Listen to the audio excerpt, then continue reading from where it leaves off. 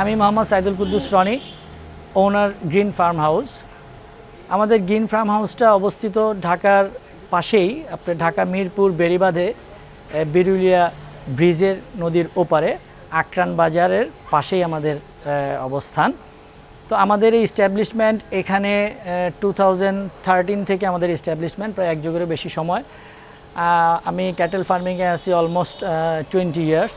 আসলে পশু পাখির প্রতি ফ্যাসিনেশন আমাদের পুরুষ মানুষের কম বেশি সবারই অল্প বিস্তর আছে। এটা কেউ স্বীকার করে, কেউ স্বীকার করে না। তো মানুষের অনেক ধরনের নেশা থাকে। আমার নেশাটা একেবারে ছোটোবেলা থেকেই আসলে পশু পাখির প্রতি একটু ডেসপারেট নেশা। তো সেই জায়গা থেকেই এখন তো কমার্শিয়াল ফার্মিংয়ে আছি, বাট স্টার্টিংটা টোটালি ডিফারেন্ট। আমি দেখা গেছে যে আমাদের বাসায়, আমার বাসার ছাদে, বারান্দায় ধরেন অনেক রকমের পাখি পুষতাম। সুন্দর ছোট ছোট ফেন্সি সাপ পুষতাম। তারপরে ধরেন বড় বেশ কিছু অ্যানিমেল, ধরেন হাতি, জিরাফ, গন্ডার, এই টাইপের বড় বড় অ্যানিমেলগুলো ছাড়া মানে বাংলাদেশে অ্যাভেলেবেল সেটা খুব কম অ্যানিমেলই আছে যে অ্যানিমেল আমি আসলে পুষি নাই, এবং পাখিও। হ্যাঁ, তো সেই জায়গা থেকেই শুরু করা। তো বাসার ছাদে, বারান্দায় ওইভাবে মনকে ঠিক স্যাটিসফাই করতে পারতাম না যে আমি এগুলো পুষে আর কি। তো তখন চিন্তা করলাম যে ঢাকার আশেপাশে কোথাও একটা ল্যান্ড নেই, যেই ল্যান্ডে আমি হয়তো একটা ছোট ফার্ম হাউস করব, সেখানে অনেক ধরনের পশু পাখি থাকবে, আমার একটা রিক্রিয়েশন হবে, মান্থলি একটা ফ্যামিলি রিক্রিয়েশনের জায়গা হবে। সেই কনসেপ্ট থেকেই আমি এই ঢাকার পাশেই মিরপুর বেড়িবাঁধে, আপনি এটা বলতে পারেন যে মিরপুর চিড়িয়াখানার ঠিক অপোজিটে আমাদের ফার্মটা, নদীর এপারে। তো এইখানে আমি ছোট করে শুরু করি, তা 10% জায়গার মধ্যে ছোট ছোট কম্পাউন্ড তৈরি করে, যেখানে আপনার বিভিন্ন ধরনের পাখি, তারপরে কবুতর, বিলাতি ইঁদুর, খরগোশ, তারপরে হাঁস, মুরগি, গরু, ছাগল, মোটামুটি প্রায় 50-60 রকমের পশু পাখি আমি এখানে পুষতাম। তো সেই জায়গাতে ওই আমার স্টার্টিংটা ঠিক ওখান থেকেই। আমি একটা ছোট শেড করছিলাম যেটা গরু পালার জন্য, এবং 5টা গরুর শেড। আমার এখনও, আমাদের এই এস্টাবলিশমেন্ট অনেক পুরনো হয়ে গেছে, বাট ওই শেডটা আমি এখনও ভাঙিনি। আমি ওখানে 5টা গরুর যে শেডটা করেছিলাম, সেখানে আমি আমার লাইফে প্রথম 3টা গরু মোটা তাজা করন্ত, আর ওইভাবে এটা প্রফেশনালি তখন বুঝি না, জাস্ট আমি 3টা গরু পুষছিলাম যে নিজে কুরবানি দিব আর কি, একটা আমার জন্য, একটা আমার বড় ভাইয়ের জন্য, এবং একটা আমার রিলেটিভের জন্য। তো সেই জায়গা থেকে আসলে স্টার্ট। তো ওই পরবর্তী বছরেই আমার ওই ফার্মিং করা গরুগুলো দেখে, নিজে পেলে পুষে গরু কুরবানি দিয়েছি। তো সেটা দেখে আমার অন্যান্য রিলেটিভ, আমার আঙ্কেল, আমার খালু, তারপরে আমার আরও কাজিনরা, ওরা আমাকে ইন্সপায়ার করলো যে তুমি আমাদের জন্যও গরু করো। তো সেই জায়গা থেকেই আসলে শুরু। তারপরের বছর 10টা করলাম, তারপরের বছর 50টা, তারপরের বছর 100টা, এইভাবে এটা বাড়তে বাড়তে আলহামদুলিল্লাহ এখন আমরা ইয়ারলি 1000 অ্যানিমেল সেল করি ওভার দ্য ইয়ার। তো এই হচ্ছে আমার স্টার্টিংটা। তারপরে মানে শখ থেকে শুরু করা, বাট এখন এটার মধ্যে আমি চেষ্টা করি প্রফেশনালি এটাকে ডিল করার জন্য, এটাতে বেস্ট সার্ভিস প্রোভাইড করার জন্য।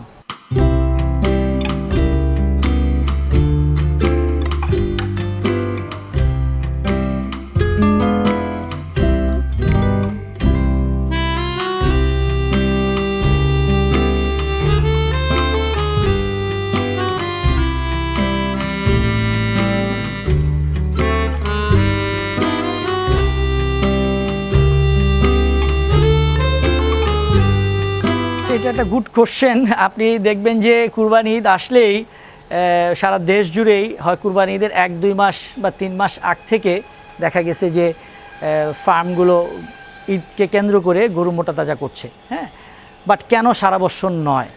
হ্যাঁ, তো এইটা খুব গভীরভাবে পর্যবেক্ষণের একটা বিষয়।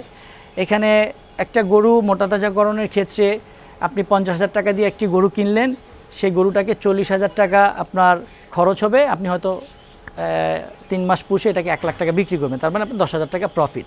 এই যে 40,000 টাকা খরচ হলো, সেখানে আপনার ম্যানেজারিয়াল কস্ট বা অন্যান্য ইউটিলিটি কস্ট ম্যাক্সিমাম 5-7 হাজার বা 10,000 টাকা। 75 থেকে 80% খরচ হচ্ছে ফুড কস্ট। তো এখন আমাদের যেই বাংলাদেশে ফ্যাটেনিংয়ের যারা আছেন, তাদের জন্য এই ফুড কস্টটা এমন একটা জায়গায় চলে গেছে যে আমরা এই জায়গাটাতে যদি গভর্নমেন্টের পক্ষ থেকে কাজ না করে, আমরা খামারিরা সম্মিলিতভাবে যদি কাজ না করি, তাহলে কিন্তু এখানে সাস্টেন করা খুব ডিফিকাল্ট হয়ে যাবে। এখন দেখেন আমাদের বাংলাদেশে কুরবানিতে 50-60 লাখের মতো গরু প্রয়োজন হয়, ওভার দ্য ইয়ার 1 কোটি গরু প্রয়োজন হয়। তো 1 কোটি গরুর হয়তো বা 10 to 20% গরু ফার্মগুলো মোটাতাজাকরণের মাধ্যমে এগুলো হয়, আর বাকি গরুগুলো কিন্তু একেবারে প্রান্তিক পর্যায় থেকে আপনার যোগানটা নিশ্চিত হয় অলমোস্ট 70 থেকে 80%। তো তাদের ক্ষেত্রে তারা এইটা একটু মিনিমাম কস্টে পারতেছে। কেন, কীভাবে পারছে? সেটা হচ্ছে তারা সকালবেলা কাজে যাচ্ছে, কাজে যাওয়ার সময় গরুটা একটা রাস্তার ধারে ঘাসের ওখানে বেঁধে দিল, সন্ধ্যার সময় আবার নিয়ে আসলো। তাদের ওইভাবে কোনো কস্ট নেই, লেবার কস্টটা ছাড়া। বাট যারা কমার্শিয়াল ফার্মিংয়ের সাথে জড়িত, তাদের কিন্তু একদম ডে স্টার্ট থেকে এন্ড পর্যন্ত, সকাল থেকে রাত্র পর্যন্ত, সেটা কমার্শিয়াল ঘাস চাষ হোক, তারপরে কনসেন্ট্রেট ফুড হোক, সব কিছু কিন্তু তাদের কেনা প্রাইজের উপরে থাকে। যার দরুন আপনার লং টাইম আপনি যদি ক্যাটেল পুষেন, তাহলে এটা কস্ট এফেক্টিভ হয় না। এই একটা বড় কারণ যেটা আপনার এই ঈদকে কেন্দ্র করে মোটাতাজাকরণটা হয়। এবং এখানে আরেকটা পয়েন্ট আছে, সেটা হচ্ছে আপনি মোটাতাজা করার জন্য যে গরুগুলো পুষবেন, সেই গরুগুলো আপনি যদি লং টাইম 1 বছর পুষেন, সেটার যেই কস্ট আসবে, শর্ট টাইম যদি 3 মাসে যদি আপনি পুষেন, সেটার কস্ট একটু মিনিমাইজ হয়। তো যার দরুন ঈদকে কেন্দ্র করে 3-4 মাস 5 মাস মেয়াদি আসলে প্রজেক্টগুলো হয়, ওভার দ্য ইয়ার আসলে ওইভাবে প্রজেক্টগুলো হয় না। আমরা এবার 2025-এর জন্য অলমোস্ট 250 ± ক্যাটেল আমরা এবার রেডি করেছি, যেখানে বিভিন্ন ভ্যারাইটি আছে। এখানে আমাদের ক্রস গরু আছে, আমাদের দেশাল গরু আছে যেগুলো শাহিওয়াল ব্রিড, এবং আমাদের পিওর নেটিভ ব্রিড যেগুলো north Bengal grey, red Chittagong, এই ধরনের ছোট ছোট গরুগুলো আমাদের কাছে এবার অ্যাভেলেবেল আছে। এবছর আমাদের গরুর প্রাইসটা যদি টাকার অঙ্কে বলি, আমি আসলে দেখেন, হ্যাঁ, আমাদের কুরবানি ঈদে 50 to 60 লাখ গরু প্রয়োজন হয়। তো এই যে 50 থেকে 60 লাখ গরু প্রয়োজন হয়, এখানে 2 লাখ টাকার উপরের অ্যানিমেল প্রয়োজন হয় তো হার্ডলি 3-4 লাখ বা 5 লাখ। আর বাকি টোটাল ফিগারটাই মানে 90% ক্যাটেলই প্রয়োজন হয় বিলো 2 লাখ। তো আর আমি আসলে একটু লং টাইম ফার্মিংয়ে দীর্ঘদিন যাবৎ ফার্মিং করছি, আমার একটা ক্লায়েন্ট বেস তৈরি হয়েছে। তো আমি আসলে আমার ক্লায়েন্ট বেসের ডিমান্ড অনুযায়ী ক্যাটেল রেডি করি। তো আমার যে ক্লায়েন্ট বেসটা, সেই বেসে আসলে বিলো 2 লাখসের সব ক্লায়েন্ট। এবং এটা আমাদের এখানে যদিও আমরা এবার ক্যাটেল রেডি করেছি 50,000 থেকে 2 লাখ টাকা পর্যন্ত, যদিও আমাদের একদম ছোট রেঞ্জের 50-60 রেঞ্জের যে গরুগুলো, এগুলো সব সেল হয়ে গিয়েছে। আপনারা অনেকে জেনে হয়তো নক করবেন যে 50-60 হাজার গরুগুলো আছে কিনা, ওগুলো এখন আমাদের কাছে অ্যাভেলেবেল নেই। তবে মোটামুটি 60 আপ থেকে 65 থেকে 2 লাখ পর্যন্ত আমাদের কাছে এবার গরু অ্যাভেলেবেল আছে। আচ্ছা, কুরবানি পশু নির্বাচন, দেখেন আমাদের ঢাকার আশেপাশে অনেক ফার্ম, প্রতি বছর মনে হয় যে 400-500 ফার্ম স্ট্যাবলিশ হয়, এবং এগুলো আবার 400-500 বন্ধ হয়ে যায় এক বছর বা 2 বছর করার পরে। কেন হচ্ছে? এটা একটা বড় কারণ হচ্ছে এই পশু নির্বাচন। হয়তো যারা আসে প্রফেশনালিজম তাদের মধ্যে একটু কম থাকে, তারা হয়তো তাদের একটু পড়াশোনা কম থাকে। ফার্মিংটা, এই ক্যাটেল ইন্ডাস্ট্রিটা এখন শিল্পের পর্যায়ে, শিল্পের দ্বার প্রান্তে যাওয়ার অপেক্ষায় আছে। হ্যাঁ, টোটাল ক্যাটেল ইন্ডাস্ট্রিটা এখন চরম দাবিদার যে এটাকে শিল্প হিসেবে ঘোষণা করা হোক। বিকজ এখান থেকে জিডিপিতে যে পরিমাণ আমাদের অবদান এবং এই সেক্টরটাতে যে পরিমাণ মানুষের ইনভলভমেন্ট, হ্যাঁ, তো সেই ক্ষেত্রে আমরা এটাকে শিল্পের পর্যায়ে নিয়ে যেতেই পারি। তো এখন এই যে ফার্মিং, ক্যাটেল ফার্মিংটা, ডেইরি হোক এবং ফ্যাটেনিং হোক, এটা আসলে এখন আর একেবারে প্রান্তিক পর্যায়ে কৃষকদের যে আগে একটা বিষয় ছিল, সেই জায়গা থেকে কিন্তু আমরা এখন অনেক সামনে চলে এসেছি। আমাদের ইয়াং এন্টারপ্রেনাররা এখানে ইনভলভ হচ্ছে, এখানে যারা প্রচুর পড়াশোনা করছে, রিসার্চ করছে, নতুন নতুন থিঙ্কিং মানুষের সাথে শেয়ার করছে, নতুন নতুন কনসেপ্ট। বিভিন্ন দেশ যারা আপনার ফার্মিংয়ের উপরে রিচ যে কান্ট্রিগুলো, লাইক আপনার ইন্ডিয়া, ব্রাজিল, অস্ট্রেলিয়া, নিউজিল্যান্ড, এইসব দেশের যেই আপনার feed management, overall farm management, এই জিনিসগুলো কিন্তু নিয়ে একটু পড়াশোনা করলে, বিভিন্ন আর্টিকেল পড়লে আপনি কিন্তু মোটামুটি একটু ওয়েল নলেজেবল হয়ে যাবেন। এবং ওয়েল নলেজেবল যখন হবেন, তখন কিন্তু আপনার এই সেক্টরের প্রতি আপনার ডেডিকেশনটাও বাড়বে। হ্যাঁ, ফার্মিংয়ের জন্য আপনাকে পড়াশোনা করতে হবে, আপনাকে জিনিসগুলো জানার চেষ্টা করতে হবে। এখন না জেনে যদি আপনি ইনভলভ হন, সেক্ষেত্রে আপনি আসলে সাস্টেন করতে পারবেন না। আপনি যখন এই ক্যাটেল ফার্মিংয়ে আসবেন, ফ্যাটেনিংয়ে আসবেন, তখন ফার্স্ট স্টেপটাই হচ্ছে পশু নির্বাচন। এবং এই জায়গায় আপনাকে খুব তীক্ষ্ণভাবে পর্যবেক্ষণ করতে হবে একটা ক্যাটেলের যেসব বৈশিষ্ট্য মাধ্যমে আমরা এটাকে বেস্ট ব্রিড বলি। হ্যাঁ, এটার বেশ কিছু মার্কিং থাকে, এই মার্কিংগুলোকে অ্যানালাইসিস করা, এই মার্কিংগুলোকে দেখে একটু অবজার্ভ করা। এক একটা ব্রিডের এক এক ধরনের মার্কিং থাকে। হ্যাঁ, সেগুলো খুব বেশি টাফ জব না, আপনাকে হয়তো একটু পড়াশোনা করতে হবে, করে আপনি ইজিলি জিনিসগুলো কিন্তু আপনি চিনতে পারেন। হ্যাঁ, এবং পশু নির্বাচনের এই জায়গায় যদি আপনি ভুল করেন তাহলে কিন্তু আপনার বাকি সময়টুকু আসলে খুব খারাপ যাবে, খুব ভালো যাবে না।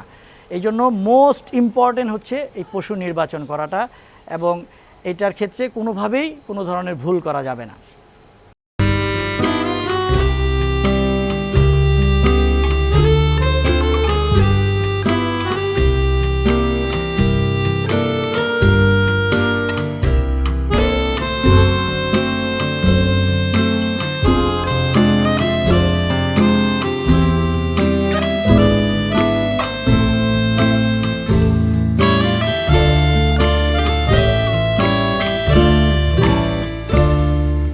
দেখেন, আপনি আমাদের ফার্মে আসছেন, আমাদের এইখানে যে গরুগুলো আপনি দেখছেন কিনা, একটা গরু কি আপনি আমার ফার্মে পেয়েছেন যেটার পাঁজরের হাড় দেখা যাচ্ছে না? একটা গরু আপনি আমাকে দেখাতে পারবেন না। তো আমি এই যে এত লং টাইম ফার্মিং করি, আমি কি এটাকে গোল করতে পারি না? আমি গোল করতে পারি, কিন্তু সেই গোলটা কি দিয়ে করতে হয়? গোলটা করতে হয় এক্সট্রা সেলুলাস ফ্যাট। এক্সট্রা সেলুলাস ফ্যাট কোথায়? খুদের জাউ, আপনার ব্রয়লার ফিড, তারপরে আপনার আর বাকিটুকু নাই বললাম। আমাদের আমাদের সমাজে আসলে ব্যাড প্র্যাকটিসটা বেশি হয়, তো শর্টকাট রাস্তাটা মানুষ বেশি খোঁজে। দেখবেন যে আপনি তার রিকোয়ারমেন্ট, তার যে নিউট্রিশন রিকোয়ারমেন্ট আপনি তাকে দিবেন, সে ন্যাচারালি গ্রো করবে। এবং তার ভিতরে আপনি যদি ফ্যাট দিতে চান, আপনি তাহলে ইন্ট্রাসেলুলাস ফ্যাট দিবেন, যেটাতে তার মাংসের পরতে পরতে ফ্যাট হবে এবং তার টোটাল ফিগারটাই এরকম একটা পজিশনে আসবে যেটা ওরকম মানে ব্যাক সাইডটা একেবারে গোল হবে না, কিন্তু তার লুকিংটা লোভনীয় হবে। এখন আপনি যে কোশ্চেনটা করছেন যে পেটটা বেড়ে যাচ্ছে, আচ্ছা, পেট বেড়ে যাওয়ার ব্যাপারটা এখানে দুইটা জিনিস থাকতে পারে। এটা ডিহর্মিংটা যদি মানে কৃমিমুক্তকরণটা যদি পারফেক্ট না হয়, সেই ক্ষেত্রে তার পেটটা বেড়ে যাওয়ার সম্ভাবনা থাকে। এবং আপনি যদি এই যে যেগুলো গরুর খাবার না, লাইক আপনি ওই যে ভুট্টা সিদ্ধ করে খাওয়ানো, তারপরে খুদের জাউ খাওয়ানো, এই টাইপের জিনিসগুলো এটা ব্লডিং করে, বদহজম করে, এই টাইপের জিনিসগুলো খাওয়ানোর ক্ষেত্রেও অনেক সময় পেটটা ঝুলে যায়। সেই ক্ষেত্রে তার ব্যাক সাইডটা ভালো শেপে আসে না, বাট তার শরীরে প্রচুর ফ্যাট জমে যায় এবং ভুঁড়ির আশেপাশে এই ফ্যাটটা বেশি জমার কারণে আপনার পেটটা ঝুলে যাচ্ছে। এটার কারণটাকে আমি দুইটা পার্টে ভাগ করতে চাই। এক হচ্ছে তার পারচেজ, এক হচ্ছে তার সেল। এই দুটা জায়গাতেই আমাদের কাজ করতে হবে। কাজ না করলে আপনি যদি চিন্তা করেন যে হবেই একটা রেজাল্ট, এই ধরনের চিন্তা ভাবনা করলে আপনি সেটা থেকে বেস্ট রেজাল্ট কখনোই পাবেন না। হ্যাঁ, তো আসলে পারচেজটা প্রথমে আপনাকে এরকম একটা অ্যানিমেল পারচেজ করতে হবে যেটা থেকে আপনি গুড ফিডব্যাক পাবেন। হ্যাঁ, সেটার ভালো মার্কিং, সেটা শাহিওয়াল হোক, দেশাল হোক, ফ্রিজিয়ান হোক, হ্যাঁ, তার যেই প্রতিটা ব্রিডের কিছু মার্কিং থাকে, তার কিছু লক্ষণ থাকে, যে লক্ষণগুলো তার বাড়ন্ত বয়সে তার বৃদ্ধির ইন্ডিকেট করে। তো সেই জায়গাতে আপনি যদি পারফেক্ট অ্যানিমেল সিলেক্ট না করতে পারেন, আপনি পারচেস করলেন, পারচেস করার ক্ষেত্রে আপনি লুজার হয়ে গেলেন। সেই অ্যানিমেলটাকে যখন আপনি রেয়ারিং করবেন, তার পিছনে আপনি টাকা খরচ করলেন, বাট তার থেকে আপনি আশানুরূপ রেজাল্ট পেলেন না, অটোমেটিক্যালি আপনি লুজার হবেন। সেকেন্ড হচ্ছে সেল। যে কোনো বিজনেসে আপনাকে ব্যাকওয়ার্ড লিঙ্কেজ এবং ফরওয়ার্ড লিঙ্কেজ আগে স্ট্রং করতে হবে, থিঙ্কিং করতে হবে, একটা ওয়েল প্ল্যান করতে হবে, দেন আপনাকে ড্রাইভ করতে হবে। এখন আপনি প্রোডাক্ট তৈরি করছেন, সেই প্রোডাক্ট কার কাছে বিক্রি করবেন সেটা যদি আপনি ঠিক না করেন, তাহলে কিন্তু আপনার লস হবে, আপনি উপযুক্ত দাম পাবেন না। আপনি কার জন্য প্রোডাক্ট করছেন, আপনার যে ক্লায়েন্ট বেস, সেটা আপনাকে ঠিক। আমি কি বড় বড় গরু তৈরি করতে পারি না? আমার ফার্মে দেখছেন 2 লাখ টাকার উপরে কোনো গরু নাই। আমার এই যে বড় বড় রেঞ্জের মধ্যে বড় বড় গরু নিয়ে শো অফ করার, এই র্যাগিং করা, র্যাম্পে চড়ানো, এইসব জিনিস আমাদের এই ফার্মে এগুলি কিছু নাই। আমরা একেবারে সাদামাটা। কিন্তু আমি এইটুকু বলতে পারি, বাংলাদেশের কাউন্টেবল কয়েকটা ফার্ম যাদেরকে কাউন্ট করা যায়, তাদের সমপরিমাণ সেল আলহামদুলিল্লাহ আমার আছে। হ্যাঁ, হয়তো বলতে পারেন যে টাকার অঙ্কে তারা তো 10 লাখ টাকা একটা গরু বিক্রি করে, আপনার তো 10 লাখ টাকা 20টা গরু, ঠিক আছে, কিন্তু এইটা মনে রাখবেন, সে 10টা গরু দিয়ে একটা ক্লায়েন্টের সাথে অ্যাটাচমেন্টে যাচ্ছে, আর আমি আমার 20টা গরু দিয়ে 20টা ক্লায়েন্টের সাথে অ্যাটাচমেন্টে যাচ্ছি, তাদের সাথে ডিল করছি, তাদের সাথে এই 20টা ক্লায়েন্ট থেকে আমার প্রতি বছর আরও 10 to 20% ক্লায়েন্ট শাখা পোশাখা তাদের মাধ্যমে আরও বাড়তেছে। তো একটা সময় যে তারাও আমার সাথে পারবে না, বিকজ আমি মাস পিপলের সাথে বিজনেস করতে চাই, মুভ করতে চাই, তাদেরকে সার্ভিস দিতে চাই। এখন এই যে ফরওয়ার্ডিং, আপনি কার কাছে বিক্রি করছেন তাদেরকে যদি মূল্যায়ন না করেন, তাদেরকে নিয়ে চিন্তা ভাবনা না করেন, তাদের ডিমান্ডটাকে যদি আপনি ফোকাস না করেন, তাহলে আপনি বিজনেস সাস্টেন করবেন। এখন আমরা 3 মাস 4 মাসে যে কুরবানি ঈদ কেন্দ্রিক কিছু প্রজেক্ট করি, ওই যে চুয়াডাঙ্গা, আলমডাঙ্গা, কুষ্টিয়া বেল্ট থেকে, রাজশাহী সিটি হাটের বেল্ট থেকে, আমি মনে লাস্ট 10 ইয়ার্স রাজশাহী সিটি হাটে যাইনি। কেন যাইনি? ওইটা বড় লোকের হাট, যারা কালেকশন করতে যায়। আপনি দেখবেন ঢাকার আশেপাশে যত ফার্ম আছে, রাজশাহী সিটি হাট, তারপরে ক্যারারিগঞ্জে পাড়াগ্রামের হাট, এইসব হাট থেকে তারা ক্যাটেল কালেকশন করে। এইসব কালেকশন এখানে আপনি একটা মিনিমাম 10 থেকে 20% প্রাইস বেশি দিয়ে আপনি ক্যাটেল সিলেক্ট করছেন। আপনি ক্যাটেল সিলেক্ট করতে, ক্যাটেল পারচেস করতে আপনাকে যেতে হবে বর্ডার এলাকাগুলোতে, যেসব এলাকায় আপনার হাটের পরিমাণ কম, যেসব হাটে গরু উঠে 200-300, এইসব হাট থেকে আপনাকে ক্যাটেল বেছে বেছে আপনাকে কালেকশন করতে হবে। তাহলে আপনি এগুলো উপযুক্ত ভালো দামে কালেক্ট করতে পারবেন। এবং এই যে 3 মাস তারা যে প্রজেক্টটা করছে, তারা চিন্তা করছে যে আমি 50,000-এ কিনবো, 10,000 টাকা খাওয়াবো, 80,000 টাকা বিক্রি করে ফেলবো, এক গরুতে 20,000 টাকা লাভ। নো, এত ইজি না। হ্যাঁ, আমরা 6 মাস ধরেন, আমরা শীতের পরে কখনো গরু কিনি না নর্মালি। শীত মানে জানুয়ারি পর্যন্ত লাস্ট গরু কিনি। সেই ক্ষেত্রে আমাদের গরুগুলো 5 মাস 6 মাস পর্যন্ত, হয়তো সবচেয়ে কম যেগুলো রিয়ারিং করা হয় সেগুলি 5-6 মাস পর্যন্ত আমরা রিয়ারিং করি। তো এই যে আমরা একটা গরুতে 5 মাস রিয়ারিং করছি, এটার সাথে আমরা এটার একেবারে জাস্ট কস্ট প্রাইসটা সেটার সাথে আমাদের রিয়ারিং প্রাইস এবং মিনিমাম একটা প্রফিট আমরা অ্যাড করে আমরা সেল করছি। আমরা কোয়ান্টিটি বেশি সেল করতে চাই, প্রফিট মিনিমাম রাখতে চাই। তাহলে কি হবে, একটা ক্লায়েন্টের মাধ্যমে আরও 10টা ক্লায়েন্ট ছড়াবে যে এখানে কম দামে গরু পাওয়া যায়। তো এই জায়গাটাতে আপনি ফোকাস না করে, আপনি আপনার ক্লায়েন্ট ঠিক না করে, কার কাছে বিক্রি করবেন সেই জায়গাটা ঠিক না করে, আপনি 3 মাসের একটা প্রজেক্ট করে করলেন, ঠিক আছে, কিন্তু বিক্রি করতে যে আর উপযুক্ত দামে বিক্রি করাটা, আমাদের খামারিদের মধ্যে একটা প্রবলেম আছে। একটা গরু হয়তো কস্টিং আমার আসছে 1,20,000 টাকা, আমি এটা 1,25,000 থেকে 30,000 টাকার মধ্যে বিক্রি করে ফেলবো। বাট আমাদের মধ্যে একটা টেন্ডেন্সি থাকে, গ্যামলিং একটা মনোভাব থাকে যে ঈদের আগে দাম বাড়বে, ঈদের 2 দিন আগে দাম বাড়বে, আমরা তখন বিক্রি করব। তো নর্মালি তারা 1,40,000 টাকাও হয়তো সেই গরুর দাম পেয়েছে, সেটা তাদের ফার্মে হোক অথবা তাদের গোয়ালে হোক, হাটে নিয়ে যাওয়ার পরে হোক, তারা বিক্রি করেনি, আরও প্রাইজের জন্য ওয়েট করছে। বাট এটা আসলে কখনোই ঠিক না। প্রতিটা জিনিসের একটা উপযুক্ত দাম আছে, সেই দামটা আপনি মনে মনে ঠিক করে নেবেন এবং সেই দামের কাছাকাছি চলে আসলে আপনাকে বিক্রি করে ফেলতে হবে, তাহলে আপনি কখনোই লুজার হবেন না। অনেক মানুষেরই একটা ধারণা আছে যে ফার্মগুলোতে মনে হয় পশুর দাম বেশি আর হাট থেকে হয়তো পশুর দাম কম, যেগুলো গ্রামগঞ্জ থেকে আসে। আসলে বিষয়টা পুরোপুরি রং। আমাদের বাংলাদেশে আসলে মাংসের প্রাইসটা হওয়া উচিত 500, 550, 600 এর মধ্যে, কিন্তু আসলে আমাদের দেশে কিন্তু এখন প্রাইসটা অলমোস্ট 700+, 700 থেকে 800 এর মধ্যে।